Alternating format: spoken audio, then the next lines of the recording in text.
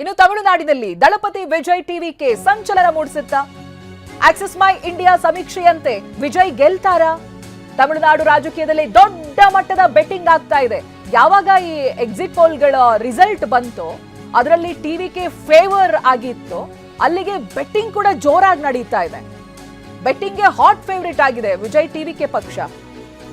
ತಮಿಳುನಾಡಿನಲ್ಲಿ ವಿಜಯ್ ವಿರುದ್ಧವಾಗಿ ವಿರುದ್ಧ ಮತ್ತೆ ಪರ ಬೆಟ್ಟಿಂಗ್ಗಳನ್ನ ಕಟ್ಟಲಾಗ್ತಾ ಇದೆ. ಟಿವಿಕೆ ಅತಿ ದೊಡ್ಡ ಪಕ್ಷವಾಗಿ ಹೊರಹೊಮ್ಮುತ್ತೆ ಅನ್ನೋದಾಗಿ ಕೆಲ ಸಮೀಕ್ಷೆಗಳು ಹೇಳಿತ್ತು, ಆಕ್ಸಿಸ್ ಮೈ ಇಂಡಿಯಾ ಕೂಡ ಸೇರಿದಂತೆ. ಹೀಗಾಗಿ ವಿಜಯ್ ಮೇಲೆ ಭಾರಿ ಬೆಟ್ಟಿಂಗ್ ನಡೀತಾ ಇದೆ. ವಿಜಯ್ ಹೆಸರಿನಲ್ಲಿ ಅಕ್ರಮ ಹಣದ ವ್ಯವಹಾರ ಕೂಡ ಹೆಚ್ಚಾಗ್ತಾ ಇದೆ. ಎಕ್ಸಿಟ್ ಪೋಲ್ಗಳು ಬರೋವರೆಗೂ ಕೂಡ ಈ ಟಿವಿಕೆ ಪಕ್ಷದಲ್ಲಿ ಸಿಂಗಲ್ ಡಿಜಿಟ್ ಬಂದರೂ ಕೂಡ ಆಶ್ಚರ್ಯ ಇಲ್ಲ ಅನ್ನೋ ರೀತಿಯಾಗಿತ್ತು. 7-8 ಅಂತ ಹೇಳ್ತಾ ಇದ್ದಂತೆ ಎಕ್ಸ್ಪರ್ಟ್ಸ್ ಕೂಡ ಇದ್ರು. ಬಟ್ ಯಾವಾಗ ಎಕ್ಸಿಟ್ ಪೋಲ್ಗಳು ಇಲ್ಲ, ಬಹುಮತವನ್ನ ಟಿವಿಕೆ ಪಕ್ಷಕ್ಕೆ ಕೊಡ್ತಾ ಬಂತು, ಆಗ ಈಗ ಈ ಸಂದರ್ಭ ಬೆಟ್ಟಿಂಗ್ ಹೆಚ್ಚಾಗ್ತಾ ಇದೆ. ಟಿವಿಕೆ ಪಕ್ಷ ದೊಡ್ಡ ಪಕ್ಷವಾಗಿ ಹೊರಹೊಮ್ಮುತ್ತೆ, ವಿಜಯ್ ಒಂದು ಎರಾ ಶುರುವಾಗುತ್ತೆ ಅಂತ ಅಭಿಮಾನಿಗಳು ಪ್ರೋತ್ಸಾಹ ಕೊಡ್ತಾ ಬಂದಿದ್ರೆ, ಮತ್ತೊಂದು ಕಡೆಯಲ್ಲಿ ಒಳಗೆ ಬೆಟ್ಟಿಂಗ್ ದಂಧೆಗಳು ಬಹಳ ನಡೀತಾ ಇದೆ. ಹೇಳಿ ಕೇಳಿ ಸಿನಿಮಾ ನಟರು ತಮಿಳುನಾಡಿನ ರಾಜಕೀಯದಲ್ಲಿ ಪಾರುಪತ್ಯ ಸಾಧಿಸಿರುವಂತಹ ಅದೆಷ್ಟೋ ಉದಾಹರಣೆಗಳಿದೆ. ಬಟ್ ವಿಜಯ್ ವಿಚಾರಕ್ಕೆ ಬಂದಾಗ, ಟಿವಿಕೆ ಪಕ್ಷಕ್ಕೆ ವಿಚಾರಕ್ಕೆ ಬಂದಾಗ, ಹೊಸ ಪಕ್ಷ ಅಂತ ದೊಡ್ಡ ಹೆಸರು ಮಾಡೋದಕ್ಕೆ, ದೊಡ್ಡ ರಿಸಲ್ಟ್ ಅನ್ನ ಕೊಡೋದಕ್ಕೆ ಸಾಧ್ಯನಾ ಅನ್ನುವಂಥ ಪ್ರಶ್ನೆ ಇತ್ತು. ಬಟ್ ಎಕ್ಸಿಟ್ ಪೋಲ್ ನೋಡಿದಾಗ ಅಂಡರ್ ಕರೆಂಟ್ ಈ ರೀತಿಯಾಗೂ ವರ್ಕ್ ಆಗುತ್ತಾ ಅಂತ ಆಶ್ಚರ್ಯ ಪಡ್ತಾ ಇದ್ದಾರೆ. ಇನ್ನೊಂದಷ್ಟು ಲೆಕ್ಕಾಚಾರಗಳು ಕೂಡ ಇದೆ. ವಿಜಯ್ ಸಿನಿಮಾವನ್ನ ನೋಡಿ ಅಥವಾ ವಿಜಯನ್ನ ಇಷ್ಟಪಡುವಂತ ಲಕ್ಷಾಂತರ ಅಭಿಮಾನಿಗಳು ಇರ್ಬೋದು, ಬಟ್ ಬೂತ್ ಮಟ್ಟದಲ್ಲಿ ಮನೆಯಿಂದ ಬೂತ್ವರೆಗೂ ಕರ್ಕೊಂಡು ಹೋಗಿ ವೋಟ್ ಮಾಡಿಸುವಂತ ಜವಾಬ್ದಾರಿಯನ್ನ ಬೇರೆ ಪಕ್ಷಗಳು ತುಂಬಾ ಚೆನ್ನಾಗಿ ನಿಭಾಯಿಸಿದಾವೆ ಅಂತಾನು.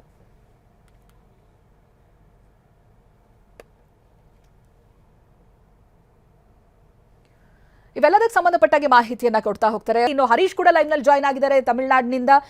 ಹರೀಶ್, ಒಂದು ವಾರದ ಹಿಂದೆ ನಾವು ನೋಡಿದ್ರೆ ಸಿಂಗಲ್ ಡಿಜಿಟಿಗೆ ಬೀಳ್ತಾರೆ ಅಂತ ಎಕ್ಸ್ಪರ್ಟ್ಸ್ ಗಳು ಹೇಳ್ತಾ ಇದ್ರು ಆ ಟಿವಿಕೆ ಪಕ್ಷದ ಬಗ್ಗೆ. ಬಟ್ ಯಾವಾಗ ಎಕ್ಸಿಟ್ ಪೋಲ್ ರಿಸಲ್ಟ್ ನೋಡಿದ್ರು, ಇದೀಗ ಬೆಟ್ಟಿಂಗ್ ದಂಧೆವರೆಗೂ ಹೋಗಿದೆ.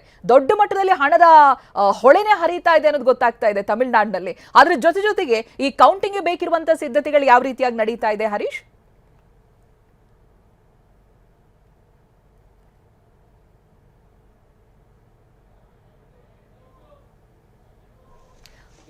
ಆದ್ರೆ ಮತದಾನೋತ್ತರ ಸಮೀಕ್ಷೆಗಳು ಏನ್ ಬಂತು, ಈ ಮತದಾನೋತ್ತರ ಸಮೀಕ್ಷೆಗಳಲ್ಲಿ ಟಿವಿಕೆಗೆ ಒಂದು ದೊಡ್ಡ ಪಕ್ಷವಾಗಿ ಹೊರಹೊಮ್ಮುತ್ತೆ ಅನ್ನುವಂಥದ್ದನ್ನ ಆಕ್ಸಿಸ್ ಮೈ ಇಂಡಿಯಾ ಸಮೀಕ್ಷೆನ ಮಾಡಿರುವಂತಹದ್ದು. ಆನಂತರ ತಮಿಳುನಾಡಿನಾದ್ಯಂತ ಒಂದು ರೀತಿಯಾದಂತಹ ಕಿಚ್ಚು ಹೊತ್ಕೊಂಡಿದೆ, ರಾಜಕೀಯವಾದಂತಹ ಒಂದು ಸಂಚಲನ ಸೃಷ್ಟಿಯಾಗಿರುವಂತಹದ್ದು. ಟಿವಿಕೆ ಒಂದು ಅತಿ ದೊಡ್ಡ ಪಕ್ಷವಾಗಿ ಹೊರಹೊಮ್ಮುತ್ತೆ ಅಂತಂದ್ರೆ ನಿಜಕ್ಕೂ ಕೂಡ ಟಿವಿಕೆ ಅಧಿಕಾರವನ್ನು ಹಿಡಿಬಹುದಾ ಅನ್ನುವಂಥ ನಿಟ್ಟಿನಲ್ಲಿ ಚರ್ಚೆಗಳು ನಡೀತಾ ಇದೆ. ವಿಜಯ್ ಅವರ ಸಾಮರ್ಥ್ಯದ ಬಗ್ಗೆ ಚರ್ಚೆ ನಡೀತಾ ಇದೆ. ವಿಜಯ್ ಅವರಿಗೆ ಯಾರು ವೋಟ್ ಹಾಕಿರ್ಬೋದು, ಯುವಕರು, ಮಹಿಳೆಯರು, ವಯಸ್ಕರು, ಹೀಗೆ ಎಲ್ಲಾ ರೀತಿಯಾದಂತಹ ಚರ್ಚೆಗಳು ನಡೀತಾ ಇರುವಂತಹದ್ದು. ಅದ್ರ ಜೊತೆಗೆ ಈಗ ಓಡೋ ಕುದುರೆ ವಿಜಯ್ ಆಗಿರೋದ್ರಿಂದ ಬೆಟ್ಟಿಂಗ್ ಕೂಡ ಜಾಸ್ತಿ ಆಗಿರುವಂತಹದ್ದು. ವಿಜಯ್ ಅವರು 50 ಸ್ಥಾನ ದಾಟ್ತಾರಾ, ಇಲ್ಲ 100 ಸ್ಥಾನ ದಾಟ್ತಾರಾ, ಇಲ್ಲ 2 ಅಂಕಿ ದಾಟ್ತಾರಾ, ಇಲ್ವಾ, ಹೀಗೆ ಅನೇಕ ರೀತಿಯಾದಂತಹ ಬೆಟ್ಟಿಂಗ್ಗಳು ನಡೀತಾ ಇದೆ.